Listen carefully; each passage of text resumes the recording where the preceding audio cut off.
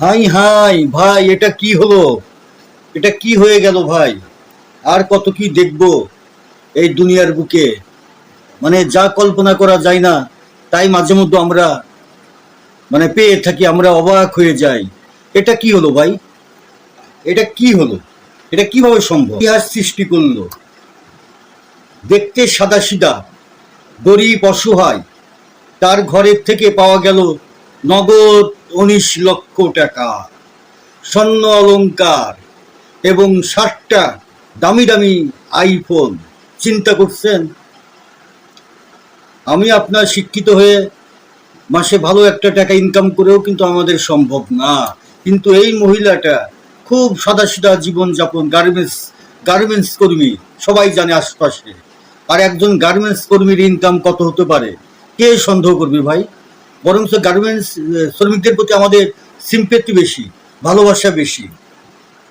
এই গার্মেন্টস শ্রমিকদের ইজ্জত নষ্ট করে দিল এই মহিলা। আসল রহস্য কি তাহলে? লোকে জানে গার্মেন্টস কর্মী হলো খেটে খাওয়া মানুষ।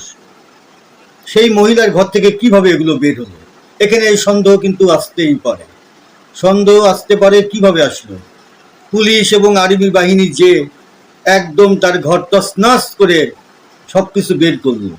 মহিলাটা নিজেই অবাক। তার স্বামীকে ফোন দিচ্ছে, তুমি তুমি কোথায়? বাসায় আসো, দেখো স্যার আসছে, স্যার। এই হলো অবস্থা। তারপরে স্বামী বাসায় আসার পরে গ্রেপ্তার। গার্মেন্টস কর্মীরা কখনো খেয়ে পরে বাসা ভাড়া দিয়ে ১৯ লাখ টাকা কিভাবে জমাতে পারে? এটা কিন্তু সম্ভব নয়, কখনোই সম্ভব না। এটা সম্ভব হবে কিভাবে ভাই? এটা গার্মেন্টস কর্মী, এরা আমরা দেখছি, আমরা জানি যে এদের দিন চলে না, এরা অভাবী, খুব কষ্ট করে খাওয়া দাওয়া করে। তাহলে এখানে তো আসল রহস্য লুকাই আছে। স্বামী গার্মেন্টস কর্মীর আড়ালে, এই স্ত্রী গার্মেন্টস কর্মীর আড়ালে নিশ্চয়ই কোনো অপকর্ম, অসামাজিক কাজকাম করে। তাছাড়া এটা কিভাবে সম্ভব বলেন? এটা সম্ভব আসলে না। এই মহিলাটা বাংলাদেশের মানুষের চোখ খুলে দিল। আসলে গার্মেন্টস কর্মী হোক, ভিক্ষুক হোক, অসহায় লোক হোক, সবাইকে মানে পরীক্ষা নিরীক্ষা পরখ করে নেওয়া উচিত। কার ভিতরে কি ভেজাল আছে ভাই? কি ভেজালে পড়ে যাবেন? হ্যাঁ, এই গার্মেন্টস কর্মী হয় ছিনতাই, রাহাজানি, চুরি ডাকাতি করে, নয়তো মাদকের ব্যবসা আছে, অথবা চোর বাটপারি এইসব করে। না হলে তার ঘর থেকে ১৯ লক্ষ টাকা পাওয়া আসলেই এটা চিন্তার বিষয় ভাই, অনেক চিন্তার বিষয়।